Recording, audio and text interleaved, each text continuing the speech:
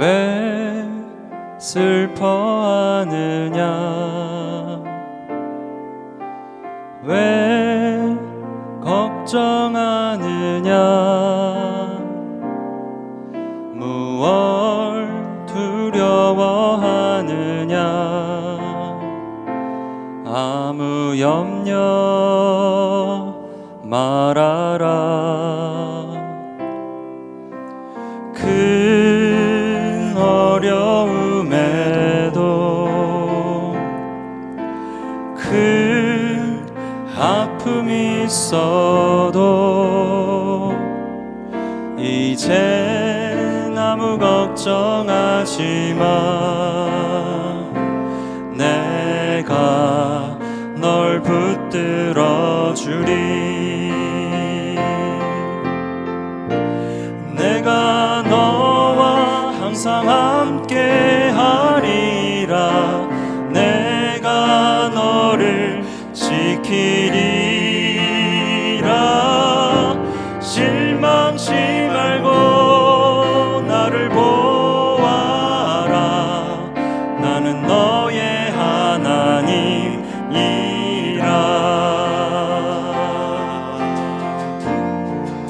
왜 슬퍼하느냐 왜 슬퍼하느냐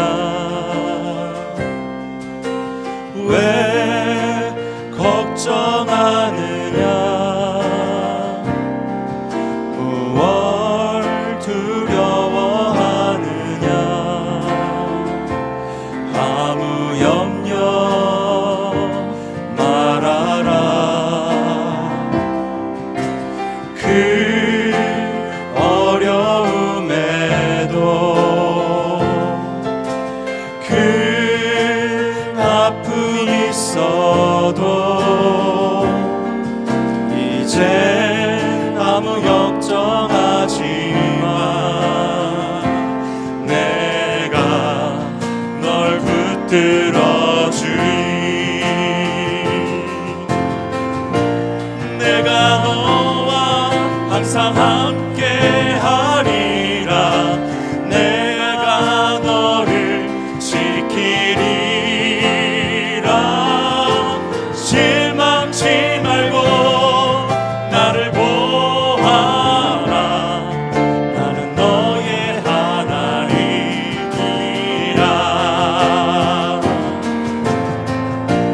내가 너와 항상 함께 하리라 내가 너를 지키리라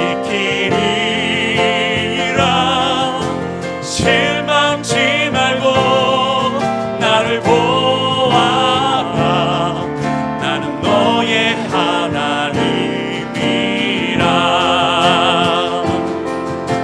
실망치 말고 나를 보아라 나는 너의 하나님이라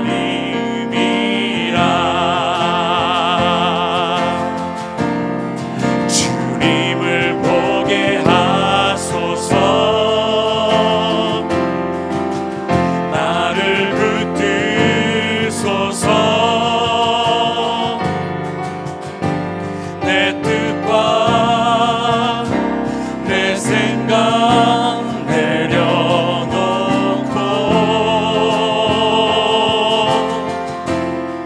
주님 앞에 나 엎드려 주의 음성 기다리니 나를 부르실 때 믿음으로 걸어가리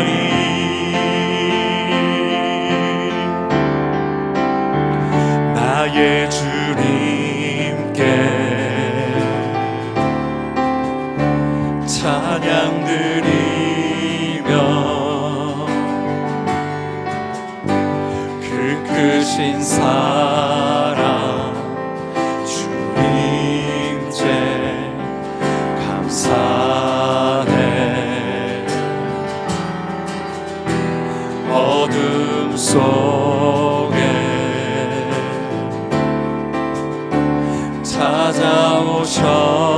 찾아오셔서 하나님의 영광 보게 하시네. 의심하는 나를 손 내밀어 잡아주시네. 두려움만 내려놓고 주 바라봅니다.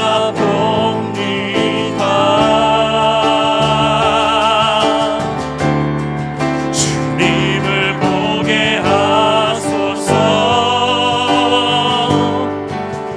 나를 붙드소서. 내 뜻과 내 생각 내려놓고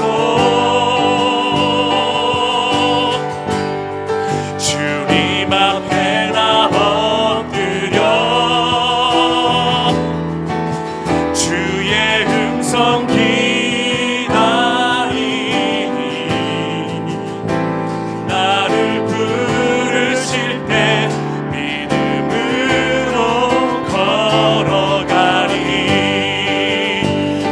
주님을 보게 하소서. 주님을 보게 하소서. 나를 붙드소서. 나를 붙드소서. 내 뜻과 내 생각 내려놓고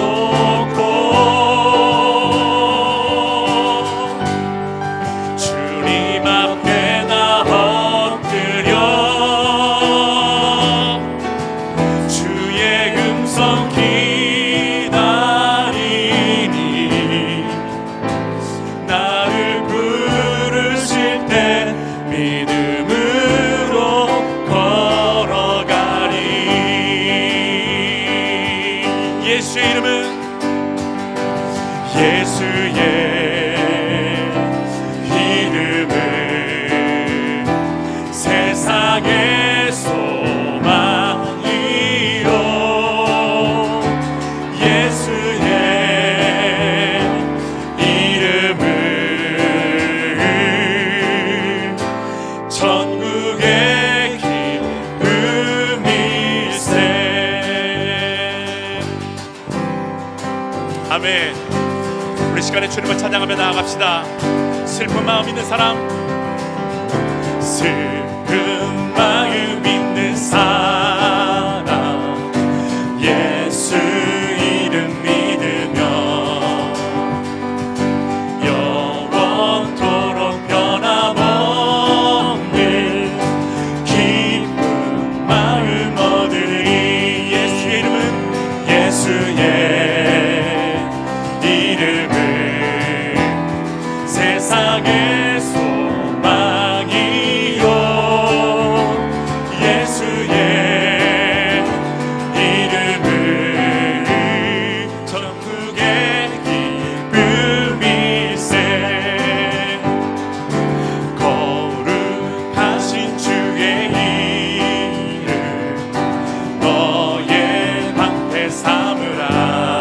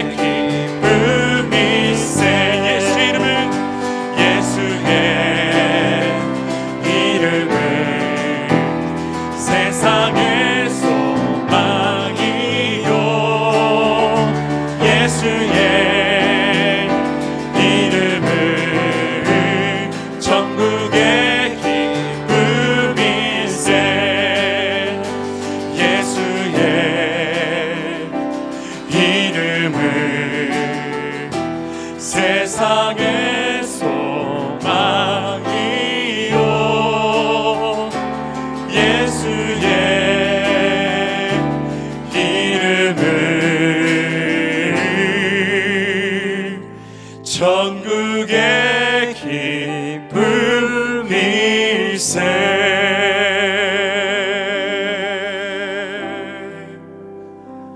시간의 예배를 위해서 함께 기도하기 원합니다. 하나님, 우리의 영원한 소망 되시는 우리 주 예수 그리스도를 붙들고 나아갑니다. 독생자를 우리에게 주셔서 우리로 하여금 하나님의 자녀된 백성 될 수 있도록 은혜 베푸신 것 감사합니다. 그 은혜 감사하는 마음으로 이 예배 자리 가운데 나아갑니다. 주여, 이 자리를 복되게 하시고 이 자리 가운데 임재하여 주시옵소서. 시간의 예배를 위해서 함께 기도하며 나아가겠습니다. 아버지 주옵소서. 주여 임하여 주시옵소서. 우리 가운데 이 자리에 임하여 주시옵소서. 슬픈 마음 있는 심령들을 아버지 하나님께서 서로 만져주시고 아버지 하나님 주님께서 그들을 위로하시고 주의 말씀을 계속해 주시옵소서. 하나님 주시옵소서.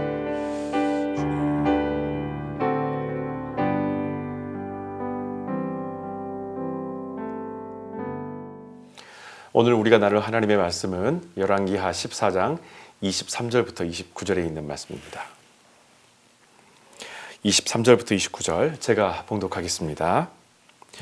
유다 왕 아마샤가 다스린 지 15년에 요아스 왕의 아들 여로보암 2세가 이스라엘 왕이 되어 사마리아에서 41년 동안 다스렸다. 그는 여호와의 마음에 들지 않는 악한 일들을 하였다. 그는 이스라엘 백성을 우상 숭배에 빠뜨린 느밧의 아들 여로보암 1세와 똑같이 악행을 저질렀다. 그런데도 그는 이스라엘의 옛 영토를 모두 다시 정복하여 북단의 하맛 입구에서부터 남단의 사해에 이르기까지 잃어버렸던 땅을 모두 되찾았다. 이로써 일찍이 여호와께서 요나 예언자를 보내어 약속해 주신 말씀이 그대로 이루어졌다. 요나는 아미떼의 아들로서 나사렛에서 조금 북쪽으로 위치한 가드헤벨이라는 마을에서 태어난 이스라엘의 예언자이다. 여호와께서 이스라엘 백성을 불쌍히 보시고 요나의 예언을 성취시켜 주신 것이다. 그 당시 이스라엘은 완전히 멸망할 위기에 이르러 온 백성이 모두 죽게 되었으나 그들을 도와줄 사람이 아무도 없었다. 또 주께서는 이스라엘 백성을 완전히 멸망시켜 버리기로 작정하시지 않았기 때문에 주께서 요아스의 아들 여로보암 2세를 일으켜 그들을 도와주셨다. 그 밖에 여로보암 2세의 행적과 업적에 대해서는 이스라엘 왕들의 궁중일기에서 찾아볼 수 있다. 또한 옛날 다윗 왕국이 차지하였던 다메섹의 여러 지역과 하맛을 그가 다시 정복하여 이스라엘 영토로 만든 이야기도 거기서 찾을 수 있다. 그가 죽어 이스라엘 왕들의 묘실에 안치되자 그의 아들 스가랴가 그의 뒤를 이어 왕이 되었다. 아멘.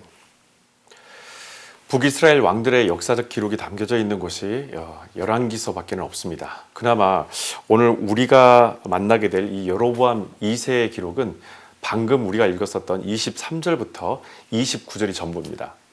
여러분, 우리가 방금 읽어서 알게 됐지만은 무려 41년 동안 북이스라엘을 통치한 왕치고 여로보암 2세에 대한 기록이 사실은 너무 빈약합니다. 그런데 이것에 의미하는 바가 좀 있습니다. 여러분, 우리는 언젠가 모두 하나님의 심판대 앞에 서게 됩니다. 그 자리에서는 우리가 얼마나 오래 살았느냐 중요하지 않습니다. 반면에 어떻게 살았느냐에 대해서 하나님께서 우리를 판단하시게 될 것입니다. 여러분, 오늘 본문 24절에서 성경은 41년 여로보암 2세의 이 통치 기간을 이렇게 정리했는데 마치 묘비명과 같습니다. 24절, 그는 여호와의 마음에 들지 않는 악한 일들을 하였다. 그는 이스라엘 백성을 우상 숭배에 빠뜨린 느밧의 아들 여로보암 1세와 똑같이 악행을 저질렀다. 여러분, 41년 이 통치하는 동안에 여로보암 2세는 한결같이 하나님께서 싫어하시는 악한 삶을 살면서 북이스라엘을 무엇이든지 믿어도 죄가 되지 않는 그런 국가로 만들어 버렸습니다. 여러분, 열왕기 하에는 여로보암 2세 때의 어떤 구체적인 생활상에 대한 기록이 나타나지는 않지만 선지서에는 당시 세상살이가 어떠했는지 그대로 나타나 있습니다. 여로보암 2세 때 활동했던 두 명의 선지자가 있는데 그 두 선지자가 여로보암 2세의 행적들, 그 당시에 그 나라 북이스라엘의 모든 생활상들을 낱낱이 전부 드러내고 있습니다. 바로 두 선지자가 아모스와 호세아입니다. 예를 들어 보면 아모스에 보게 되면 그 당시의 생활상을 이렇게 표현하는 장면이 나옵니다. 3장 10절의 말씀입니다. 그 당시 이스라엘 사람들은 옳은 일을 하는 것이 무엇인지를 망각하였다. 당시의 북이스라엘 사람들은 그들이 하는 모든 일에 있어서 이게 옳으냐, 그르냐, 이 모든 것들을 판단할 수 없는 그런 상태에 빠져 있었다는 것입니다. 여러분, 그럴 수밖에 없는 것이 옳고 그름을 판단하는 기준이 되는 하나님의 말씀이 그들의 삶에 더 이상 유일한 표준이 아니었기 때문에 그들은 이것이 옳은 것인지 아니면 그런 것에 대한 모든 어떤 판단 기준 자체를 잊어버리게 됐다는 겁니다. 여러분, 그것 말고도 그들이 믿고 따르는 것들이 너무나 많았기 때문에 자기가 선택해서 따르는 것이 옳다고 여기는 그런 무질서로 가득했던 것이 북이스라엘의 현실입니다. 자, 그런데 여러분, 이건 약과입니다. 아모스 4장 9절에 보게 되면 죄악이 가득한데도 돌아오려 하지 않았다라고 얘기합니다. 여로보암 왕도 여러분 무려 41년 동안 하나님의 마음에 들지 않는 그런 행동들을 지속해 왔습니다. 근데 여러분, 이런 생각을 한번 해봐요. 한 번쯤이라도 그가 돌아오려고 했다면, 만약에 그가 하나님께로 돌아가려고 했었던 어떤 노력이 있었다면 성경은 그 작은 노력에 대해서 남유다의 어떤 몇몇 왕들처럼 기록을 분명히 남겼었을 것입니다. 그가 이렇게 하려고 했었는데 결국에 이걸 못했다, 이런 식의 어떤 표현으로 아마 여로보암 2세도 똑같은 성경의 기록들을 남겼었을 것입니다. 여러분, 우리가 죄에게서 다시 돌아오려 하지 않는 이유가 무엇인가요? 이것이 죄인을 아는데도 불구하고 그 죄의 길에서 다시 돌아오려고 하지 않는 그 이유가 과연 무엇이겠습니까? 여러분, 적어도 제 경험에는 아무런 하나님의 진노가 보이지 않았기 때문이었습니다. 41년간 여로보암은 죄악 가운데 살았지만은 눈에 띄는 하나님의 심판이 전혀 보이지가 않습니다. 여러분, 하나님 앞에서 매일매일 우리의 삶을 말씀으로 한번 다시 점검해 보십시오. 우리가 읽은 말씀에서 만약에 쓴맛이 난다면 우리는 반드시 주님께로 돌아가야 합니다. 꼭 매를 맞아야만 정신을 차릴 겁니까? 꼭 그렇게 우리가 살아야 됩니까? 여러분, 그것은 가축들이나 당할 일이죠. 이사야서 53장 6절에 보면 우리 주님이 우리의 죄락을 끊어내기 위해서 그 짐을 지시기 전까지 우리의 삶에 대해서 이렇게 표현합니다. 우리는 모두 목자를 떠난 가축, 바로 그 양들처럼 길을 잃고 헤매며 제멋대로 돌아다녔다. 여러분, 정말 무서운 것은 죄가 있음에도 그것을 깨닫지 못하고 주님께 다시 돌아가려 하지 않을까 하는 바로 그 무감각입니다. 이뿐만 아니라 호세아서에 보게 되면은 4장 1절에 이렇게 말씀이 나옵니다. 나 하나님에 대하여 전혀 아는 것도 없다. 북이스라엘 백성들이 하나님에 대해서 전혀 아는 바가 없다라는 것입니다. 이스라엘의 백성들은 완전히 무지한 상태였습니다. 세상적으로는 무척 다양한 처세술과 꾀를 가지고 있었지만 하나님에 대해서는 안식일에 우리가 제사 드려야 될 그 부분 정도로밖에는 생각되지 않았다라는 것입니다.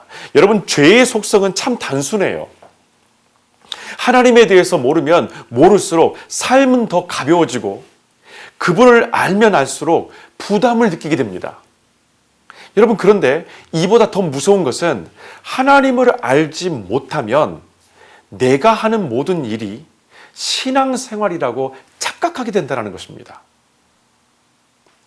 이스라엘 백성들이 이렇게 무지하게 된 배경에는 그들에게 하나님을 가르쳐야 할 먼저 된 자들, 바로 그 말씀을 가르쳐야 되는 사람들의 책임이 무척 큽니다. 그래서 호세아서 4장 6절에 보면은 이렇게 말씀이 이어집니다. 제사장들은 올바른 길을 가르쳐 주지 않았다. 저와 여러분이 가정이나 일터나 교회에서의 역할이 여러분 무엇이라고 여러분 생각하십니까? 내가 먼저 그 하나님을 알았다면 그 하나님을 가르치고 함께 하나님 안에서 살아가도록 하는 것이 매일매일 우리가 해야 할 사명인 줄로 믿습니다. 그런데 북이스라엘에는 희망이 지금 보이지 않습니다. 여로보암 왕은 41년 동안 자기에게 속한 국민들을 하나님의 백성으로서 살도록 돕는 어떠한 정책도 개혁도 하지 않았었습니다. 이미 본인 자신에게 말씀을 통한 엄격함보다는 41년간 아무런 어려움 없이 자기 왕국을 만들며 편안한 국정 운영을 이 여로보암 2세는 택했다는 것입니다.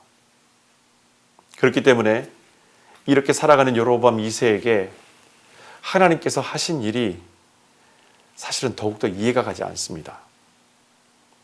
그래서 저는 하나님께 또다시 왜 이렇게 죄만 짓고 살아온 여로보암에게 하나님은 은혜를 베푸셨습니까? 라고 따지지 않을 수가 없었어요. 혹시 제가 알지 못하는 어떤 선함이 여로보암에게 있어서인지 아무리 제가 성경을 뒤져봐도 여로보암 2세가 하나님을 기쁘시게 했다는 것은 어디에도 찾을 수가 없었습니다. 그런데 저에게 갑자기 이런 마음이 찾아왔어요. 그렇다면 너에게 베푸신 하나님의 은혜는 너의 공로 때문이냐? 아니면 흠없는 거룩함 때문이냐? 저는 여로보암의 41년의 인생을 몇 절 안 되는 바로 이 성경에 남아있는 이 기록, 그가 하나님 앞에서 거룩하지 못했다라는, 하나님 앞에서 악행을 행했다라는 그 짧은 기사를 보고 하나님께서 그럼에도 불구하고 그에게 베푸셨던, 그 나라에 베푸셨던 수많은 은혜에 대해서 읽으면서 저는 어떻게 하나님께서 여로보암에게 저런 은혜를 베푸실까? 마치 심판자의 입장에서 여로보암이 받았던 모든 은혜, 그리고 하나님께서 여로보암에게 베푸셨던 그 은혜에 대해서 제 스스로가 자꾸 판단하고 있었다는 겁니다. 그런데 그런 저에게 오히려 하나님은 역으로 질문하시는 겁니다. 조 목사, 너에게 베푼 하나님의 은혜, 그것은 너의 공로 때문이냐? 아니면 너의 흠없는 거룩함 때문이냐?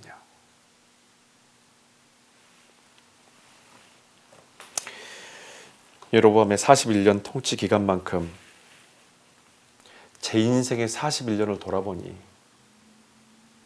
제가 한 것이 아무것도 기억나지 않았습니다. 하나님을 기쁘시게 할 만큼, 하나님께서 그렇게 엄청난 은혜를 내게 베푸실 만큼 제가 하나님께 무엇인가를 했던 것이 기억이 나지 않았다는 거예요. 여러분, 저는 하나님께서 하신 일이 왜 우리 인간에게 이해할 수 없는 미지의 세계처럼 보이는지를 깨달을 수 있게 되었습니다. 곧 그것은 인간의 모든 관점이 땅에서 하늘로 고정되어 있었기 때문입니다. 예수님께서 우리에게 가르쳐 주신, 여러분 기도 아시죠? 그 기도에 보게 되면은 믿음의 관점이 무엇인지 분명하게 나타냅니다. 그 기도에는 이렇게 나와 있습니다. 뜻이 하늘에서 이루어진 것 같이 땅에서도 이루어지게 하옵소서. 우리의 생각은 어디에 멈춰 있습니까? 땅에 멈춰져 있습니다. 땅에 멈춰져 있어서 그 땅에서 하늘을 바라보기 때문에 누군가에게 베푸신 그 은혜가 너무 불편합니다. 특별히 41년 동안 하나님 앞에서 범죄 가운데 살아간 이 여로보암에게 베푸신 하나님의 놀라운 은혜가 너무나 불공평하고 불편하게 보였다는 것입니다. 그것은 제가 이 땅의 시선에서 그 거룩한 하나님을 바라봤기 때문입니다. 인간의 시선에서 거룩한 하나님만을 바라보니 여로보암은 단 한 번의 은혜도 받아서는 안 되는 그런 죄인처럼 정죄했다라는 거예요. 그리고 하나님의 어떤 의도보다는 하나님께서 너무 불공평하게 보였던 것이 솔직한 제 마음이었었습니다. 그런데 주님께서는 우리에게 기도를 가르쳐 주실 때, 우리에게 기도할 때 이렇게 하라고 말씀하시죠. 반드시 그 뜻이 땅에서 이루어지는 것처럼 하늘에서 이루어지는 것이 아니라 하늘에서 이루어졌던 것처럼 이 땅에서도 그 하나님 나라가 이루어지게 하여 주시옵소서. 모든 관점이 하나님 나라의 관점, 하나님의 관점에서 세상을 바라볼 수 있는 시선이 되어야 된다는 것을 주님께서 우리에게 가르쳐 주시는 거예요. 여러분, 하나님이 하시는 모든 일들은 세상의 상태를 봐가면서 조정하거나 결정하는 것이 아니라 하나님이 사랑이시기 때문에 일어나는 것들입니다. 여로보암 2세의 왕국에 하나님께서 하셨던 이해할 수 없는 이 풍성한 은혜는 하나님의 뜻이 그 땅에서도 이루어지게 하기 위한 변함없는 그분의 사랑에서 나온 하나님의 완전한 결정이고 계획인 줄 믿습니다. 여러분, 땅의 관점에서 하늘을 바라보면 여로보암 2세는 41년간 통치할 수 없는 왕입니다. 오히려 이 41년에 대한 지나친 처벌을 받아야 될 것이 바로 여로보암입니다. 매 순간마다, 매 해마다 하나님 앞에 책망을 받고 하나님 앞에서 벌을 받아야 마땅한 바로 그런 왕입니다. 그럼에도 불구하고 하나님이 그의 통치 기간에 이렇게 놀라운 은혜를 베푸신 것은 이것을 통해서 살아계신 하나님께 다시 돌아오라는 바로 그 희망의 메시지였다라는 겁니다. 호세아 4장 1절에서 당시 이스라엘의 문제점, 바로 우리가 읽었던 것처럼 왕에서부터 백성들 모두가 하나님에 대해서 무지함으로 가득 찼다고 했다라는 거예요. 자, 그런데 여러분, 하나님께서 여로보암 시대에 베푸신 은혜를 보면 그분이 어떤 분인가를 여러분 우리가 알 수가 있습니다.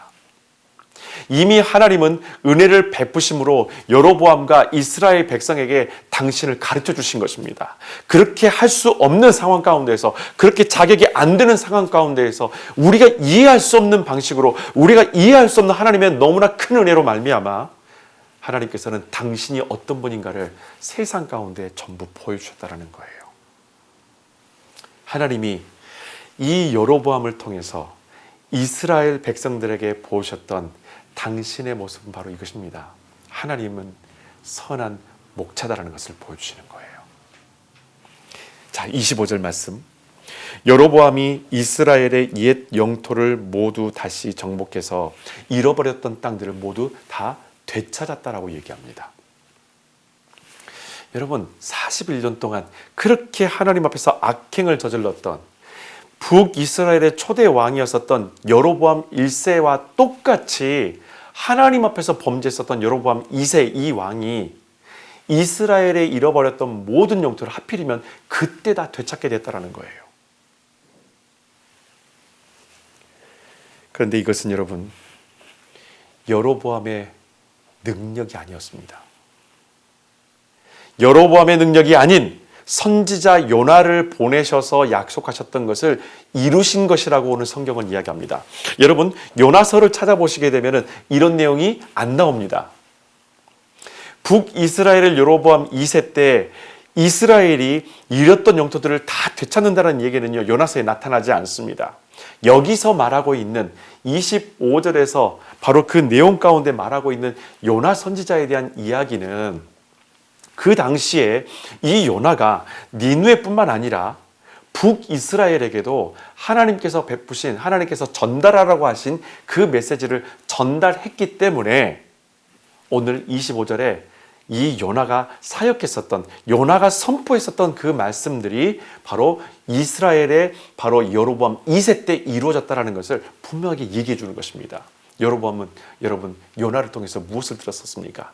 하나님께서 너의 시대에 잃어버렸던 땅을 반드시 되찾게 하실 것이다. 바로 이 이야기를 여로보암은 들었다라는 거예요. 여러분, 하나님은 우리가 잃어버린 것을 반드시 되찾게 하시는 분입니다. 저와 여러분이 하나님 앞에서 잃어버린 것이 무엇입니까? 우리가 자주 잃어버리는 것이 무엇입니까? 생활 가운데서, 삶 속에서 지난 일주일 동안, 여러분이 지난 6월달 한 달 동안, 여러분 지난 모든 시간 동안에서 자주 잃어버렸던 것이 무엇입니까? 바로 하나님 그분이었었습니다. 요한복음 10장 14절 15절에 보면 주님은 자신을 선한 목자라고 하시면서 선한 목자는 이런 존재다라고 이야기합니다. 선한 목자는 잃어버린 양을 찾기 위해서 자기 목숨을 내버린다고 말합니다. 여러분, 선한 목자는 길을 잃은 양이 자기를 찾아올 때까지 기다리지 않습니다. 선한 목자는 각기 제 길로 가다가 길을 잃은 채 방황하는 그 양을 찾아 나서시는 분이 선한 목자인 줄로 믿습니다.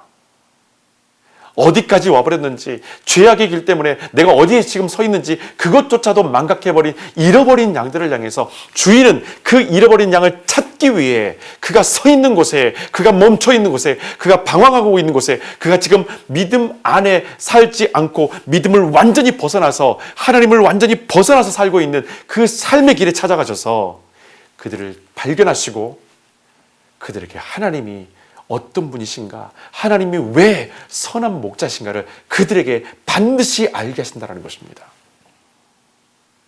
내가 주님을 찾아 나서서 발견한 것이 아니라 주님이 나에게 다가와 주셨기 때문에 우리가 그분을 발견하게 된 겁니다.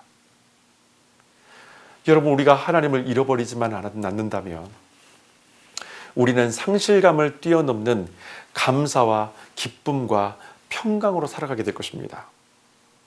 다윗 왕이 이렇게 고백하죠. 하나님이 내 목자 되심으로 내가 부족함이 없다고 했던 것처럼, 바울이 예수 그리스도를 아는 지식 외에는 모든 것을 다 배설물로 여긴다고 고백했던 것처럼 그분이 우리의 삶의 전부가 되셔야 합니다. 하나님을 잃으면 모든 것을 잃은 것입니다. 여러분, 하나님은 또한 여로보암 시대에 당신이 어떤 분이신가를, 여로보암이 했었던 모든 치적과 잘못과 악행을 다 무릅쓰고서라도 하나님은 그 상황 가운데서 은혜로 당신이 어떤 분이신가를 가르쳐 줍니다.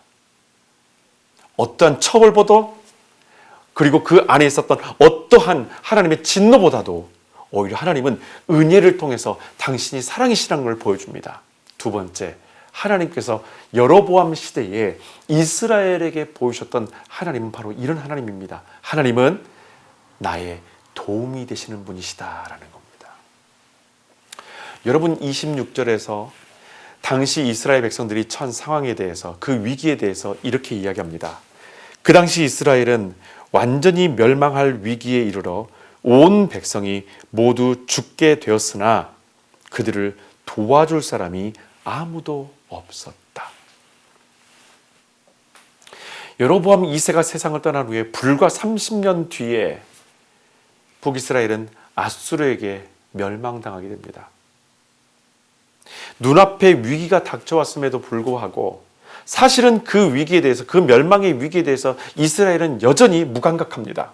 설마 멸망이 오겠어? 설마 마지막이 오겠어? 설마 내가 지금 망하겠어? 나는 부정해도, 나는 그렇지 않을 거라고 내가 다짐해도, 생각해도 오히려 북이스라엘을 향한 아수르의 위기는, 그 공격은 거침없이 밀려들어오고 있습니다. 바로 그때에 이스라엘을 도와줄 어떠한 권력이, 어떠한 도움의 손길이, 도와줄 사람이 그곳에 전혀 없었다라는 것이 이스라엘이 갖고 있었던 비극입니다. 여러분, 물론 하나님의 엄중한 경고에도 불구하고 그 경고를 무시한 결과를 향해서 이스라엘이 지금 치달아가고는 있지만 그 속에서도 하나님은 그들의 도움이 되어 주십니다.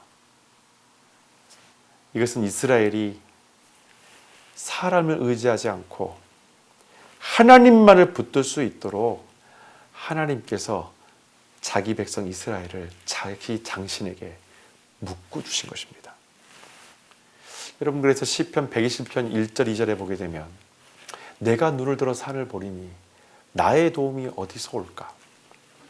아무도 나를 도와줄 수 있는 좌우에 앞뒤에 어떠한 사람도 어떤 존재도 없는 것처럼 그 외로움 가운데 그 공허함과 그 두려움 가운데 있는 시인에게 어느 날 내 도움이 어디로부터 오는지를 바로 가까운 곳에서 그는 발견하게 됩니다.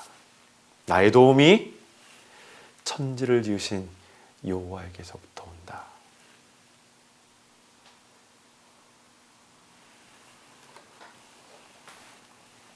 가까이 없었기 때문에, 가까이에 사람이 없었기 때문에, 가까이 어떤 권력이 없었기 때문에, 가까이에 어떤 내가 의지할 만한 물질과 어떤 환경들이 없기 때문에 우리들은 두려움 가운데 살아가고, 그리고 그 두려움 가운데서 몸부림을 칩니다. 그리고 하나님은 어디 계시느냐고, 하나님은 왜 나에게서 외면하시느냐고, 하나님은 왜 이 상황 가운데서 침묵하시느냐고, 우리들은 이미 가까이 계신 하나님을 보지 못합니다. 그런데 믿음의 눈을 들어서 산을 바라보게 되면, 믿음의 눈을 들어서 내 삶을 바라보게 되면 나의 도움이 되시는 그 하나님이 바로 나와 함께 계신다는 것을 우리는 발견하게 될 것입니다. 여러분, 우리는 인생을 살아가면서 수없이 많은 옳고 그름의 문제 앞에 서 있었고 또한 앞으로도 서게 될 것입니다. 여로보암과 이스라엘은 신앙을 옳고 그름의 문제로 인식하면서 지금까지 살아왔었습니다. 그래서 그들의 삶에요, 변화가 나타나지 않았던 거예요. 옥스퍼드에서 분자생물학 박사이면서도 무신론자였던 알레그레스 맥그레스 박사가 있었습니다. 이 맥그레스 박사가 복음을 만난 뒤에 완전하게 기독교로 회심해 버립니다. 그리고 그가 기독교로 회심한 다음에 성공의 사제가 되어서 이렇게 그가 고백을 합니다. 복음은 true or false, 옳고 그름의 문제가 아니다. 복음은 real, 실제이다. 여러분, 실제는 변화를 가져오는 원동력입니다. 내 삶의 직접적인 변화, 내가 의지적으로 할 수 없는 모든 변화를 가져올 수 있는 것이 바로 복음이 가지고 있는 실제의 힘인 줄로 믿습니다. 실제하지 않는 것은 절대 변화를 가져올 수가 없습니다. 멸망을 향해 나아가는 이스라엘을 붙들어줄 어떠한 권력도 힘도 세상에는 존재하지 않았었습니다. 아무도 이스라엘을 도와주지 않을 때에 여로보암과 이스라엘에게 이미 배척당하신 그 하나님이 먼저 그들에게 손을 내밀어 주십니다. 왜 그렇게까지 하셨어야 될까요? 왜 그렇게까지 할 필요가 있었을까요? 그렇게 배척당하고 그렇게 무시당하고 그렇게 존재를 다른 어떤 우상들과 똑같은 모양으로 인식되어져 버린 그런 치부를 갖고 있었던, 그런 하나님을 무시했었던 이스라엘 백성들에게 왜 하나님이 먼저 손을 내밀어 주시냐라는 겁니다.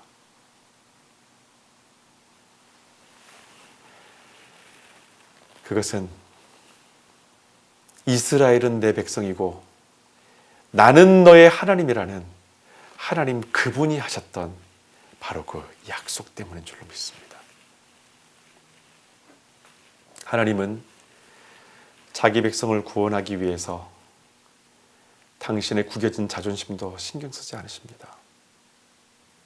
남은 것은 이스라엘이 하나님께서 내미신 손을 붙잡기만 하면 되는 것이었습니다. 하나님은 이스라엘 백성에게 언제든지 돌아올 수 있고 항상 기다리는 아버지 하나님이 계신다는 것을 이 여로보암의 패역한 41년 동안 그 치욕스러운 그 역사 안에서도 하나님은 이스라엘에게 끊임없이 보여주시는 거예요. 지금이라도 돌아오라. 언제든지 돌아오라. 아무 때라도 돌아오라. 항상 문을 열고 기다리시는 그 아버지처럼 하나님은 자기 백성을 늘 품어주시고 기다려주신 하나님, 유일하게 그들을 도와줄 수 있는 그들의 아버지가 되신다는 것을 하나님은 이스라엘 백성들에게 보여주십니다. 자, 그런데 왜 이렇게까지 하나님이 더 적극적으로 이들에게 은혜를 베푸셨을까요? 27절의 말씀입니다. 주께서는 이스라엘 백성을 완전히 멸망시켜 버리기로 작정하시지 않았기 때문입니다. 아멘. 여로보암 41년의 이 통치 기간 동안 나라를 멸망으로 이끌어가는데 결정적 역할을 이 여로보암이 하고 있었음에도 불구하고 하나님은 이스라엘에 대한 완전한 멸망에 대한 계획 자체가 없으셨다라는 겁니다.